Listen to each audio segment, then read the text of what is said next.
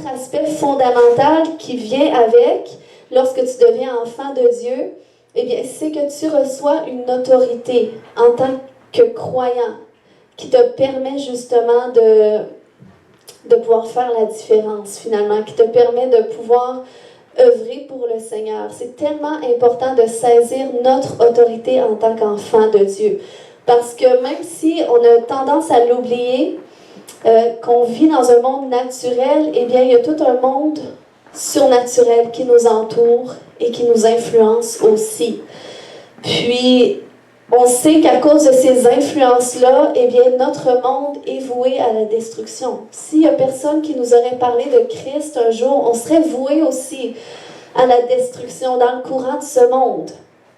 Mais non seulement le Seigneur est venu se révéler à nous parce qu'il a voulu nous épargner et pour qu'on puisse, à notre tour, en épargner d'autres aussi.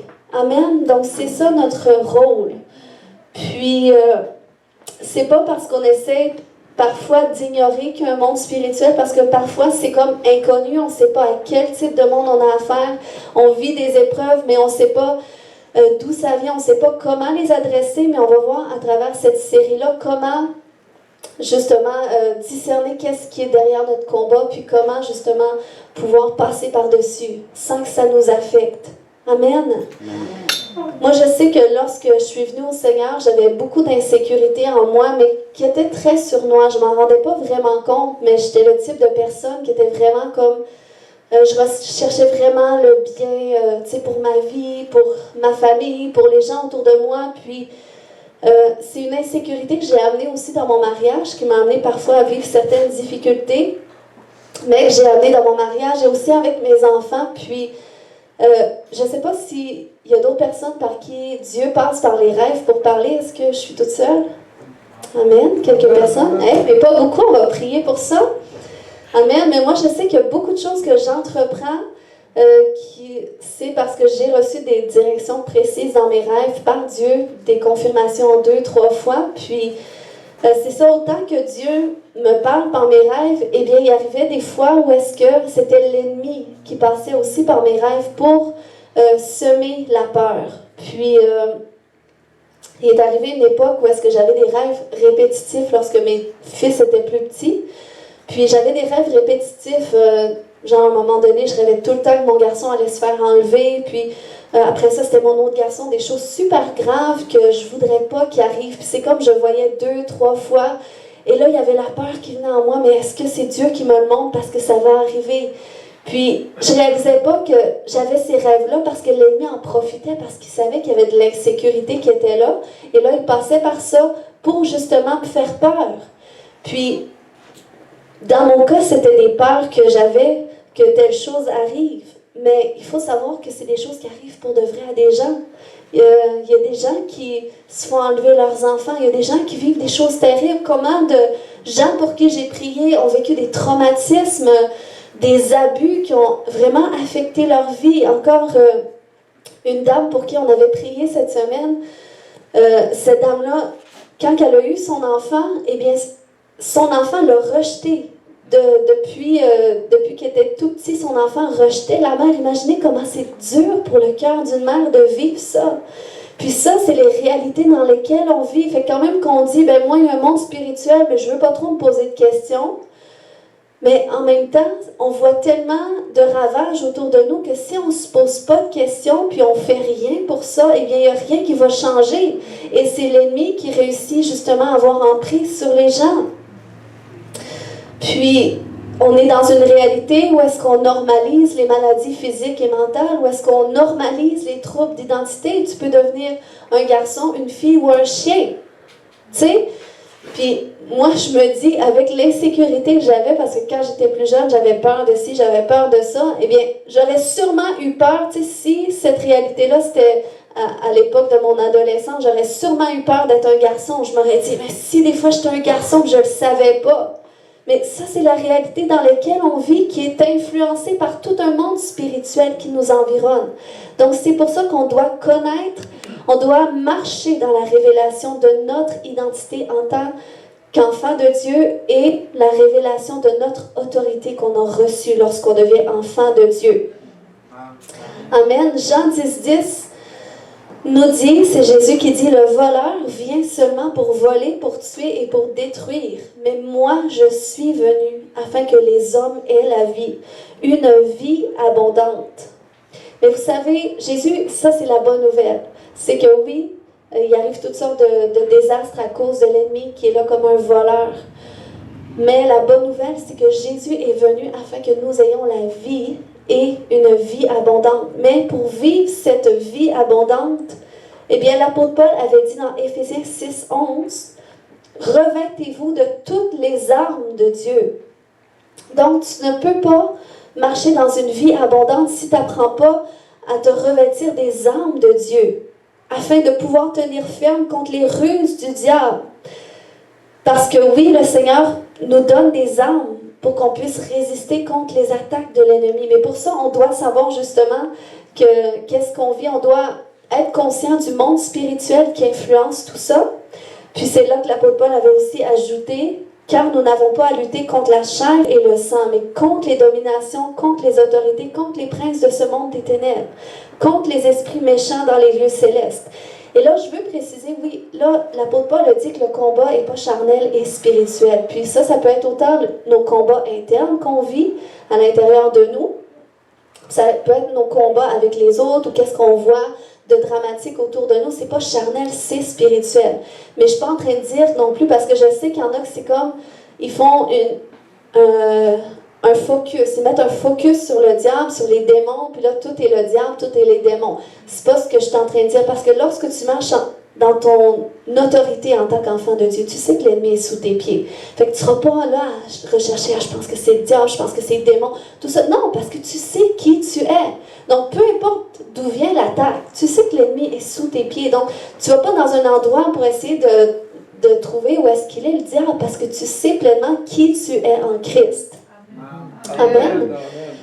Puis, c'est important justement de marcher aussi dans la révélation de notre autorité, parce que nous, on est une église qui croit que Jésus guérit, qui croit que Jésus délivre aussi. Puis on prie aussi pour les gens à ce niveau-là. Mais il arrive que lorsque tu reçois une guérison, tu reçois une délivrance, tu retournes à la maison, puis les symptômes reviennent, ou les tentations des péchés que Dieu t'avait délivrés reviennent. Mais lorsque tu apprends à marcher dans cette révélation-là de ton autorité, eh bien, ça t'aide à ne pas retomber. Ça t'aide à tenir ferme contre les ruses du diable. Amen. Maintenant, ce matin, on va regarder c'est quoi l'autorité. Pour mieux comprendre l'autorité, quand on parle d'autorité, eh bien, l'autorité, c'est le pouvoir délégué. Comme lorsque tu arrives dans la circulation, par exemple, lorsque il y a un policier qui lève la main pour dire « stop », tu le sais qu'il faut que tu t'arrêtes. Si le policier fait ça, là, il est sorti de sa voiture, eh bien, tu sais que c'est parce que tu dois t'arrêter. Et le policier, eh bien, il a reçu l'autorité de faire ça. Il a reçu ce pouvoir délégué-là par le gouvernement. Le gouvernement lui a donné cette autorisation de faire ça. Donc, ça fait partie de son autorité. Le policier ne cherche pas à arrêter lui-même les voitures, puis il ne commence pas à stresser, à être perdu, puis à dire « je ne sais plus où regarder, les gens ne m'écoutent pas ». Non, il sait l'autorité qu'il a reçue, donc il sait qu'il a seulement besoin de lever la main, et les voitures vont s'arrêter. Maintenant, la valeur de notre autorité dépend de la puissance qui se tient derrière. Et ça, c'est important de le savoir. Donc, l'autorité suprême a été remise à Christ.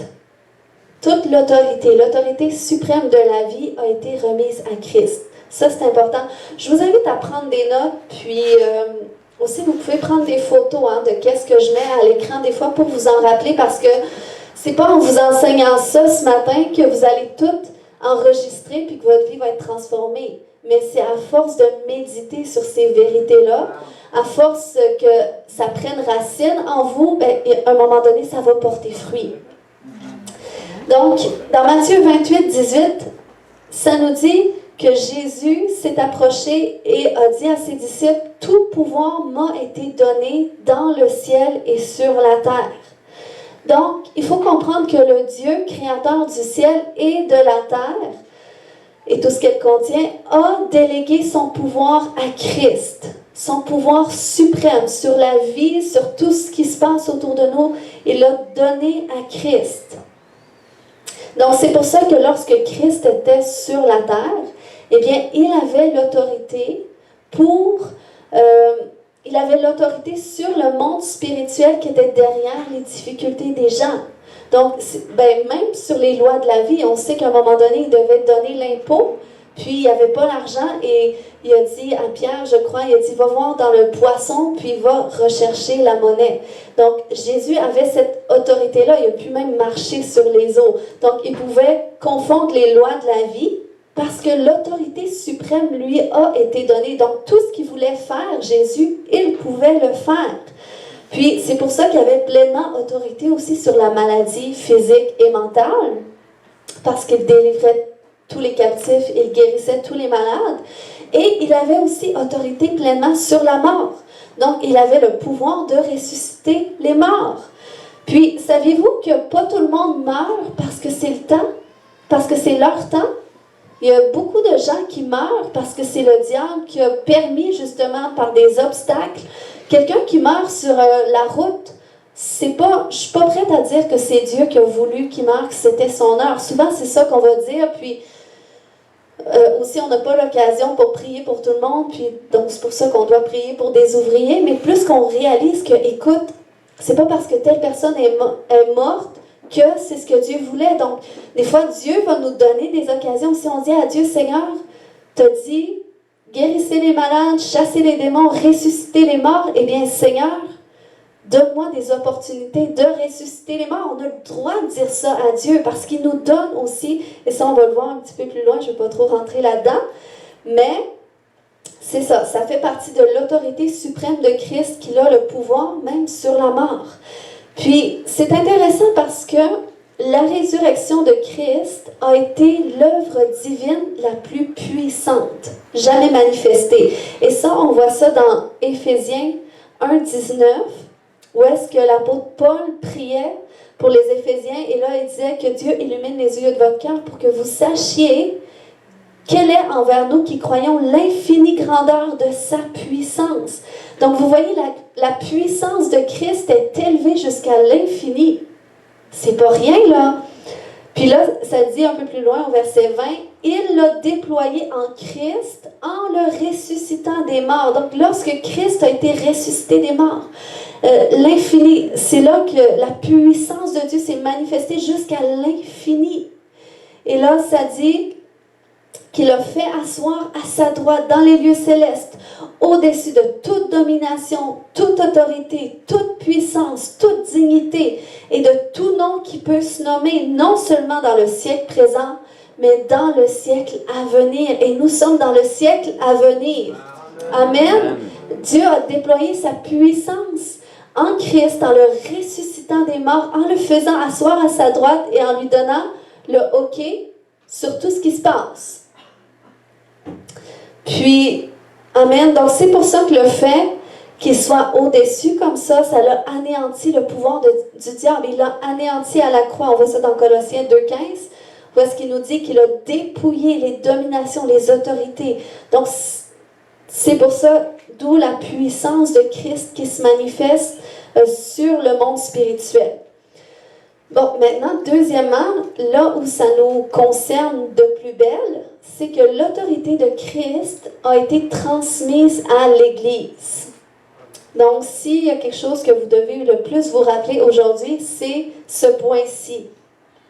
Parce que le pouvoir que Dieu a délégué à Christ, eh bien, Christ nous l'a délégué parce que nous sommes l'Église de Jésus-Christ. Et l'apôtre Paul avait dit, il prenait l'image de l'Église comme étant un corps. C'est comme un corps où est-ce que il y a des membres qui sont rattachés les uns avec les autres, qui forment un tout ensemble. Et ça, c'est l'Église, c'est nous, c'est vous et moi. Et là, la Bible nous dit que cette autorité-là, il nous l'a transmise. Parce qu'on voit ça dans Éphésiens 1,22, où est-ce que ça dit Dieu a tout mis sous ses pieds et il l'a donné, Christ, pour chef suprême à l'Église qui est son corps. La plénitude de celui qui remplit tout en tous.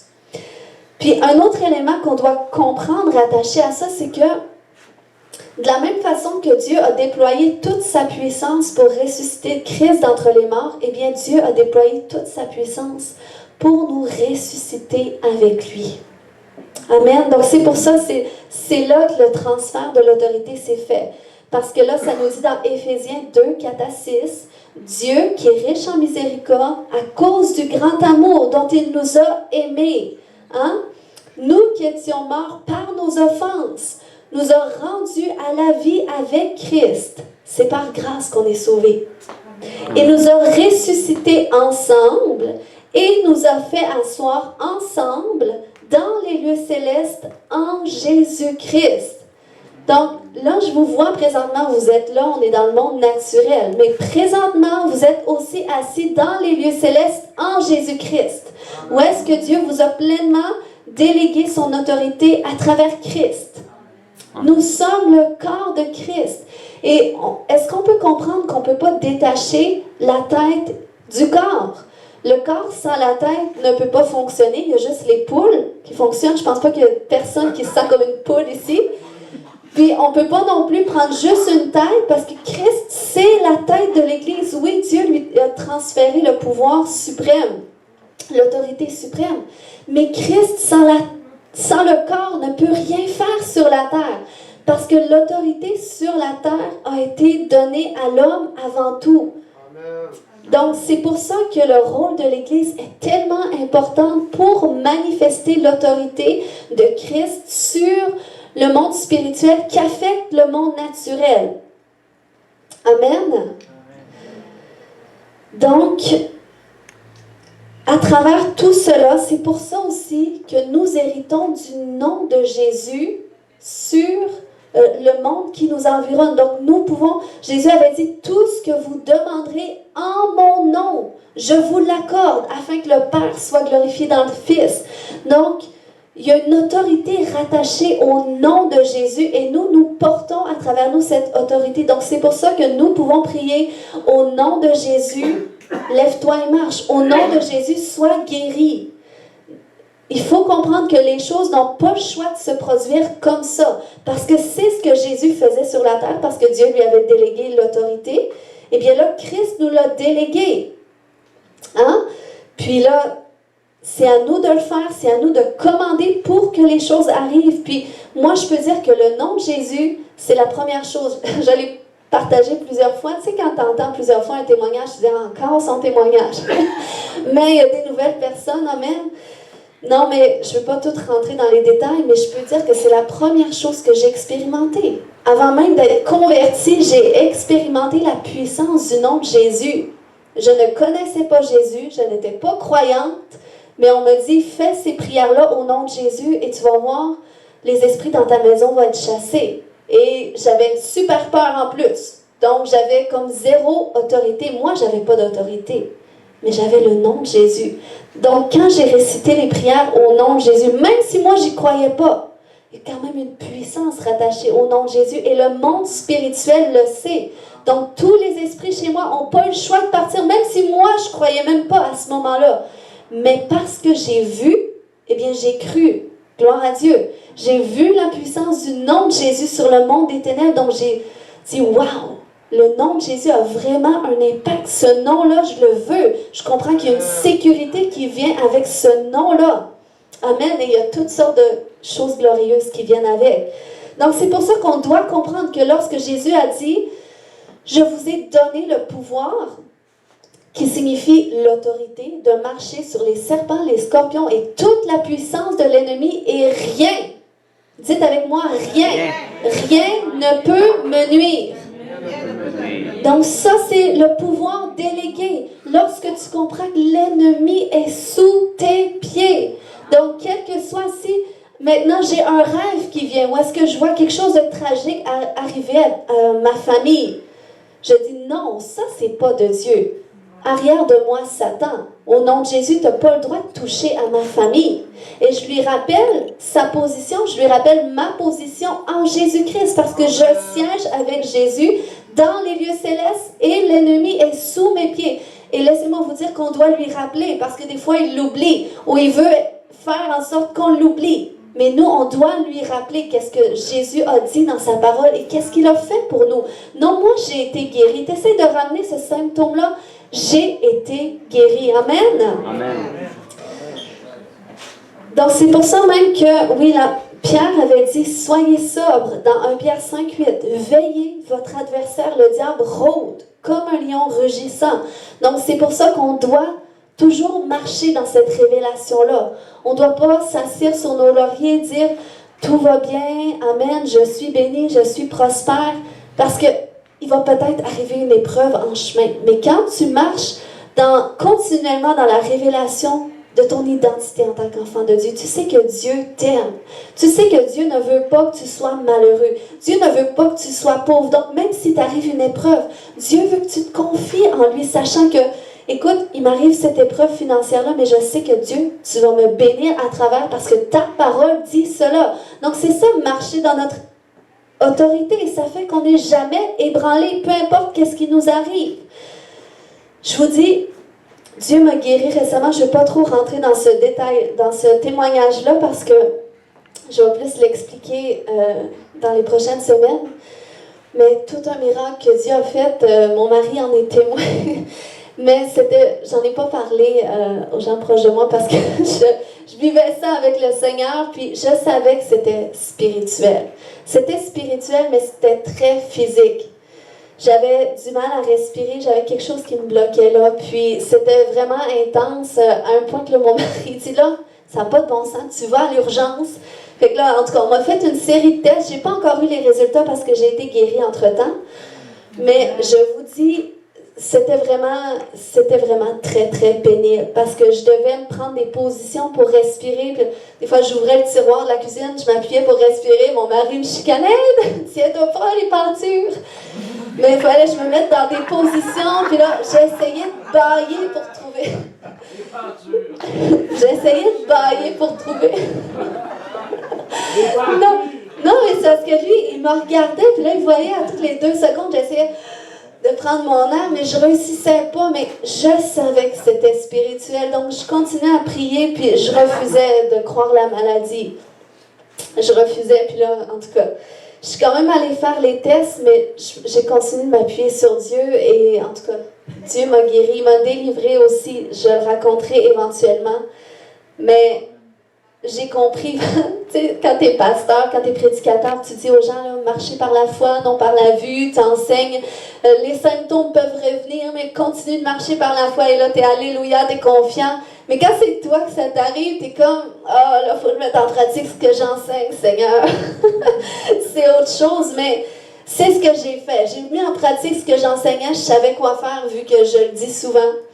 Fait que c'est ce que j'ai fait, puis Dieu, en tout cas, je me suis tellement réjouie, mais mon mari, je pense qu'il ne réalisait pas. T'es sûre, là? Est-ce que tu as eu les résultats quand même? Mais bon, je sais que j'aurai rien, de toute façon. Gloire à Dieu. Amen. Penture. Donc, c'est pour ça qu'on doit réaliser notre autorité. Lorsque tu sais qui tu es, tu sais le pouvoir que Christ t'a délégué.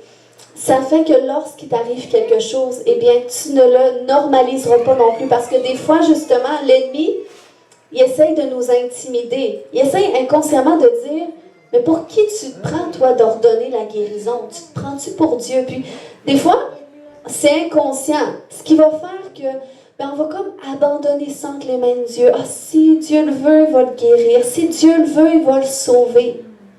Et je peux vous dire, mon frère qui a témoigné, puis que ma mère a témoigné, qui a dit que mon frère arrivait de loin, on n'a jamais arrêté de prier pour lui, puis il était bas. Puis c'était vraiment tout un miracle, je vous dis, des ténèbres à la lumière, c'est tangiblement ça. Mais on n'a jamais arrêté de prier, de déclarer, de prophétiser sur sa vie, qu'est-ce qu'on a déclaré aujourd'hui. Donc, c'est pour ça que ça, c'est l'autorité. Quand tu comprends qu'écoute, je ne le vois pas encore, mais je continue de m'accrocher là-dessus. Même si je ne le sens pas, même si je ne le vois pas, puis tu vas finir par le voir. Amen. Amen. Parce que la Bible dit également dans Éphésiens 1:3, béni soit le Dieu et Père de notre Seigneur Jésus-Christ qui nous a bénis de toutes sortes de bénédictions spirituelles dans les lieux célestes. Et laisse-moi te dire que c'est là ta vie abondante que Jésus a prévue pour toi.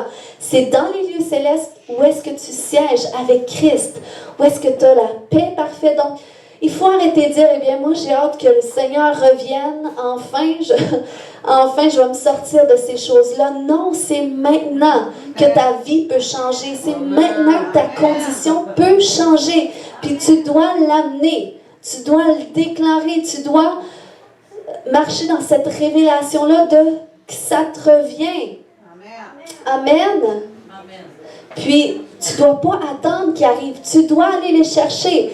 C'est comme récemment, on avait commandé une base de lit, puis là, on était supposé arriver à une certaine date, puis c'est plaisant, je ne sais pas pour vous, mais tu sais, avec Post Canada, maintenant, ils livrent à la porte là, la majorité du temps. Puis là, mon mari dit, la base de lit n'est pas arrivée. Là, je dis, ben non, je dis, elle n'est pas là. Mais là, je n'avais pas réalisé que j'avais un petit papier qu'il fallait que j'aille le chercher à Post Canada, parce que je n'étais plus habituée à ça. Puis là, jusqu'à temps que je réalise que, t'as peu, j'ai reçu un papier, puis ça doit être ça. Puis finalement, c'était ça. Donc, je pensais que c'était pas là parce que je ne le voyais pas à ma porte. Mais pourtant, c'était là, je devais seulement aller le chercher. Et c'est ça qui se produit avec nos bénédictions. Avec qu'est-ce que Dieu veut amener dans notre vie.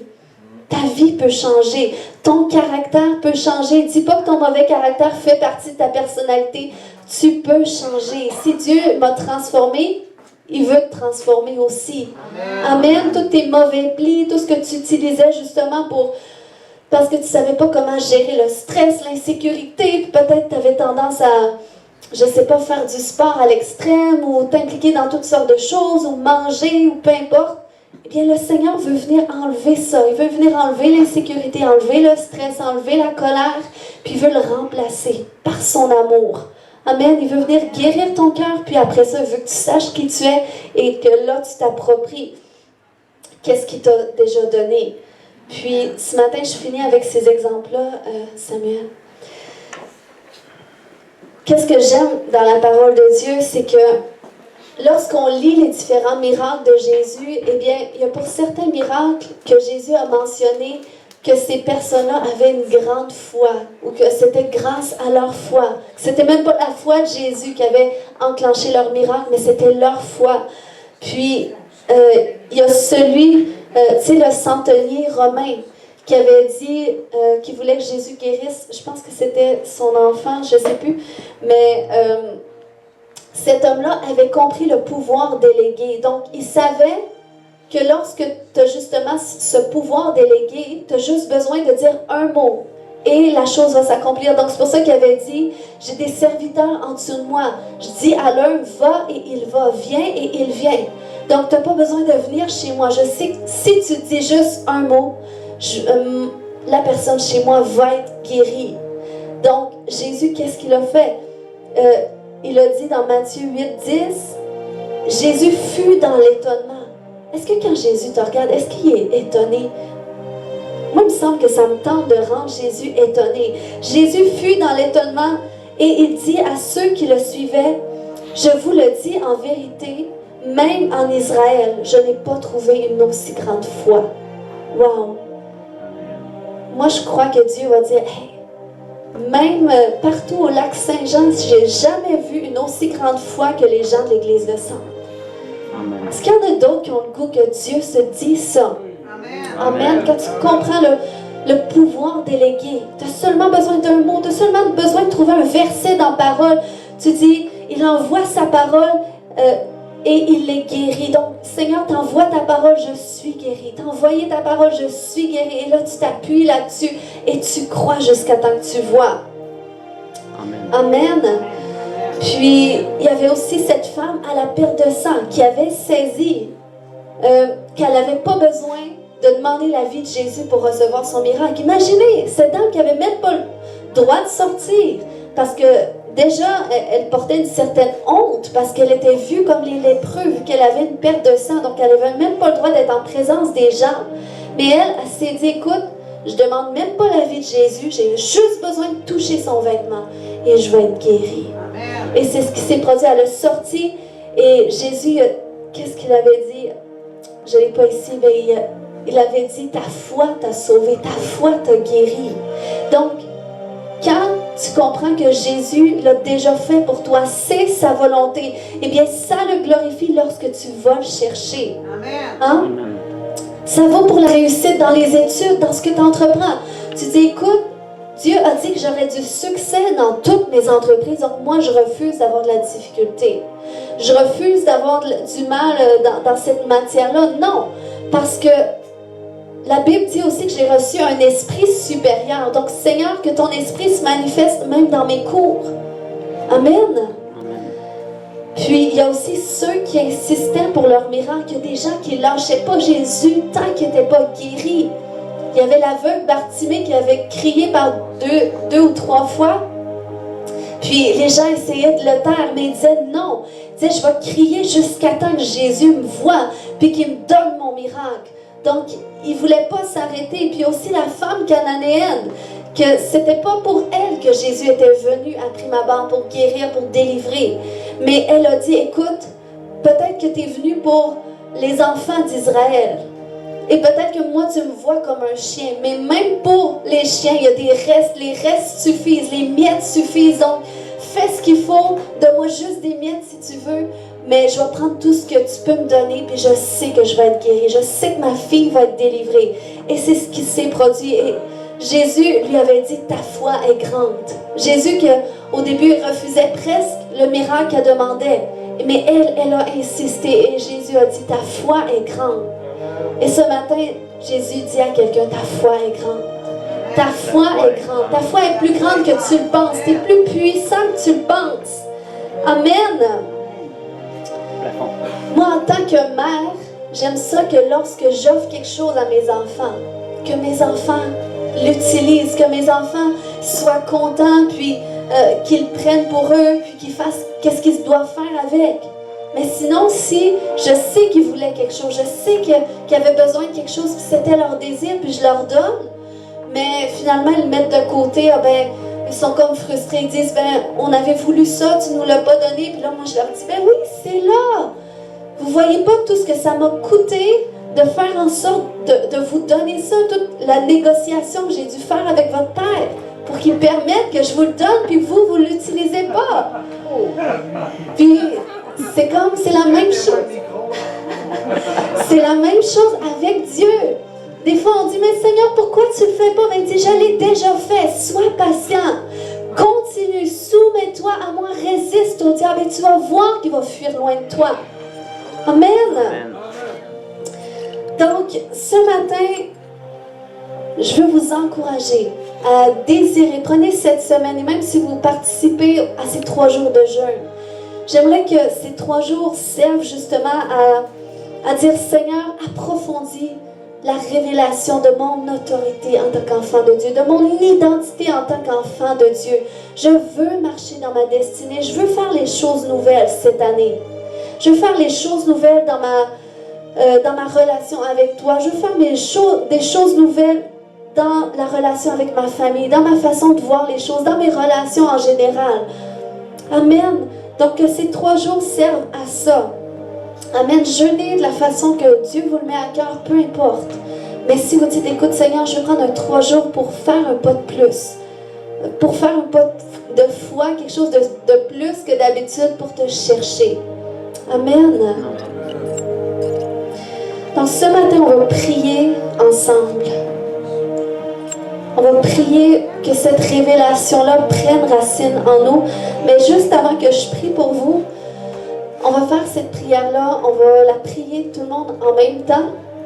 Amen. Je vais le faire avec vous, puis je le fais tranquillement. Puis prenez le temps, pas juste répéter, mais prenez le temps de comprendre qu'est-ce que vous disiez. Je demande que le Dieu de mon Seigneur Jésus-Christ, le Père qui possède la gloire, me donne par son esprit sagesse et révélation pour que je le connaisse. qu'il illumine ainsi mon intelligence afin que je comprenne en quoi consiste l'espérance à laquelle j'ai été appelé. Quelle est la glorieuse richesse de l'héritage que Dieu me fera partager avec les membres du peuple saint. Et quelle est l'extraordinaire grandeur de la puissance qu'il met en œuvre en ma faveur, à moi qui place ma confiance en lui. Amen. Éphésiens 1, 17, 19. Refaites cette prière-là encore les prochains jours jusqu'à temps. On a besoin de se le répéter. Il y a beaucoup de choses, d'éléments dans cette prière-là, mais ça nous appartient. Amen. Donc, levez-vous avec moi ce matin. Est-ce que tout le monde a déjà donné sa vie à Jésus? On dirait que je ressens dans mon cœur ce matin qu'il y a quelqu'un qui... C'est comme un cri du cœur de dire, Seigneur, je veux faire les choses nouvelles avec toi. Seigneur, je veux repartir à neuf. Si c'est la prière de quelqu'un, ce matin, tu n'as pas besoin de t'identifier, mais on va prier ensemble. Puis on va prier tout le monde ensemble. Dire, Seigneur Jésus, je viens à toi tel que je suis. Je veux repartir à neuf. Je veux faire les choses nouvelles. Conduis-moi sur le sentier que tu as tracé pour moi. Amen. Alléluia. Alléluia. Commençons à élever les voix ce matin. Quel que soit votre besoin, le Saint-Esprit est là. Il va vous toucher. Si vous avez besoin d'une guérison, si vous avez besoin d'être libéré de quelque chose ce matin, il y a quelque chose déjà qui se produit dans l'esprit. Vous pouvez prier en langue, prier dans votre langage céleste que Dieu comprend. Alléluia, le Saint-Esprit sait parfaitement quoi demander à travers de vous. Donc, priez Dieu ce matin. Alléluia. Priez Dieu ce matin. Si tu pries Dieu que quelque chose se débloque à quelque part dans ta vie, eh bien, je crois que ce matin, quelque chose va débloquer. Amen. Alléluia. Seigneur, merci pour la révélation que tu veux, Seigneur, qu'il soit enraciné en nous, Seigneur Dieu, par rapport à notre identité et notre autorité en tant qu'enfant de Dieu. Au nom de Jésus, Seigneur, on se lève aujourd'hui pour marcher dans la révélation de notre autorité, Seigneur. On ne veut plus être des victimes. Est-ce que tu peux dire à l'ennemi ce matin, je ne suis plus ta victime. Alléluia, je me lève et je prends position contre toi. Tu es sous mes pieds. Tu n'as plus aucun pouvoir contre moi. Alléluia. Ce matin, est-ce qu'on peut continuer de prier? Alléluia. Koramaya shete. Koyandamare kemaye shantede. Koyantamare kemaye shata. Koyantamare kemanta. Ça paraît peut-être bizarre, mais est-ce qu'il y a quelqu'un qui est allergique aux abeilles ou qui a peur des abeilles ici? Parce que j'ai eu l'image d'une abeille, donc. Toi? On va prier pour toi. Amen. Alléluia. Si c'est votre cas, s'il y a d'autres personnes ce matin, dans le nom de Jésus, on vient briser cette allergie aux abeilles. Puis même si vous avez des allergies saisonnières ce matin, unissez-vous à nous. Dans le nom de Jésus, je commande à tout esprit qui ont occasionné les allergies de vous quitter maintenant. Allergie saisonnière, tu sors maintenant. Dans le nom de Jésus, tu libères les voies respiratoires. Dans le nom de Jésus, je brise toute sensibilité et j'ordonne à toute peur aussi, la peur des abeilles, la peur des araignées, la peur des hauteurs, tout esprit de peur qui occasionne des peurs, tu quittes maintenant dans le nom de Jésus. Alléluia, je n'ai pas reçu un esprit de peur, mais un esprit de force. Amen. Est-ce que tu peux le déclarer ce matin si c'est pour toi? Koramaya shetede. Koyandamare kemaye shatada. Je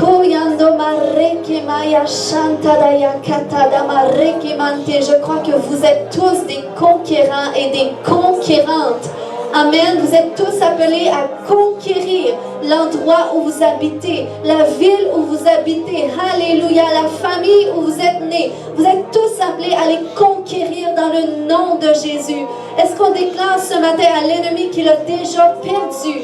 Tu as perdu du terrain parce qu'aujourd'hui on se lève dans notre autorité et nous savons qui nous sommes en celui qui nous a créés, qui nous a appelés, qui nous a envoyés. Alléluia. Koyando mareke maya shanta. Koyanto mareke mandeya kata. Koya shanta. Koya shanta mareke manta. Que toute peur parte maintenant. Que toute peur parte maintenant. Que toute confusion quitte maintenant dans le nom de Jésus. Alléluia. Tu es digne. Tu as l'autorité de parler au nom de Jésus. D'ordonner au nom de Jésus. Alléluia. Ça glorifie ton Père qui est dans les cieux lorsque tu le fais. Lorsque tu le fais, alléluia. Tes enfants appartiennent à Christ. Amen. Tes enfants font partie des bénédictions qui sont dans les lieux célestes en Jésus-Christ. Donc, ils sont déjà à lui. Continue de le déclarer. Continue de le confesser. Continue de les aimer. Koyando mareke maya shandata. Koyanta mareke manta. Alléluia. Seigneur, je prie pour plus de toi. Plus de toi, parce que c'est le Saint-Esprit qui vous donne la révélation de qui vous êtes en Dieu. Levez les mains ce matin si vous désirez plus. Si vous désirez plus du Saint-Esprit, c'est lui qui va affermir les révélations de votre identité, de votre autorité. Plus de toi, Seigneur Dieu, remplis.